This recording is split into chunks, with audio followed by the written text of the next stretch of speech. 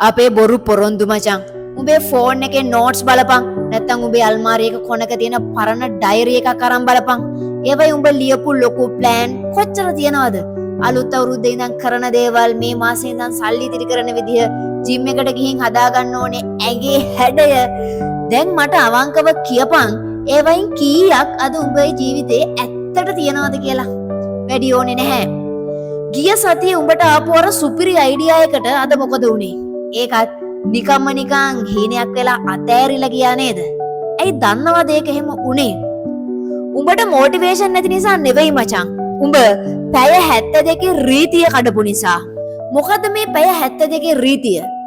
මනෝ විද්‍යාවේ තියෙනවා හරි අපූර්ව නීතියක්. ඒකෙන් කියන්නේ උඹේ ඔළුවට අලුත් අදහසක්, අලුත් උනන්දුවක් ආපු වෙලාවේ ඉඳන් ඒ වෙනුවෙන් මොනවා හරි ප්‍රායෝගික පියවරක් ගන්න උඹට තියෙන්නේ පැය 72ක් විතරයි කියලා. ඒ කියන්නේ හරියටම දවස් 3යි. ඒ පැය 72 ඇතුළත උඹ ඒ වැඩේ පටන් ගත්තේ නැත්නම් උඹේ මොළය තීරණය කරනවා මේක වැදගත් දෙයක් නෙවෙයි කියලා. ඊට පස්සේ උඹේ උනන්දුව බැහැලා යනවා, බය ඇතුළට එනවා, කම්මැලිකම රජ වෙනවා. අන්තිමටම මේ වැඩේ කවදාවත්ම කෙරෙන්නේ නැහැ. උඹ ඒක පස්සේ කරනවා කියලා හිතුවට ඇත්තටම උඹ ඒක ඒ වෙද්දිත් අතෑරලා ඉවරයි. උඹ පරක්කු වෙන්නේ ඇයි? දැන් මට උඹ කියයි මචං මට සල්ලි නෑ, මට තාම ඒ ගැන දැනුම නැහැ, මට හොඳ ලැප්ටොප් එකක්, ෆෝන් එකක් නැහැ, කැම් එකක් නැහැ. ඔය ඔක්කොම උඹටම කියාගන්න පට්ටපල් බොරු කෙබර ටිකක් මචං.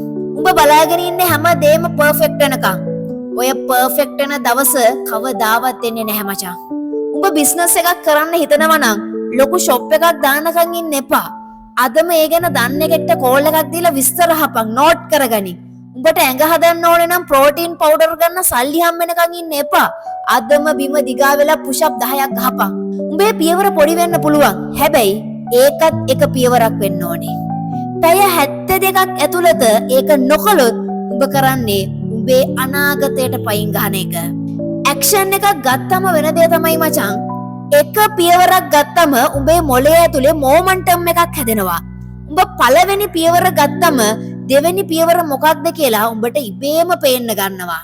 ලෝකෙ දිනපු හැම මිනිහෙක්ම පටන් ගත්තේ හැම දේම දැනගෙන නෙවෙයි.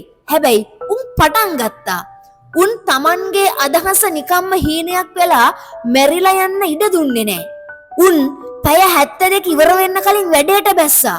උඹ තවම කරන්නේ ප්ලෑන් ගහන එක විතරයි. ඒ විතරක් නෙවෙයි, වීඩියෝ බල ඉන්න එක විතරයි. උඹ තාම ඉන්නේ හිටපු තැනමයි. තීරණය උඹේ අතේ. දැන් මේක කියද්දි උඹේ ඔළුවට එකම එක වැඩක් හරි මතක් වෙනවා ඇති. අන්න ඒ වැඩේ මම කරන්න ඕනේ කියලා උඹේ හිත කියනවා ඇති. දැන් ඔරලෝසුව බලපන්. දැන් ඉඳන් උඹේ පැය 72 පටන් ගත්තා. උඹට තියෙන විකල්ප දෙකයි.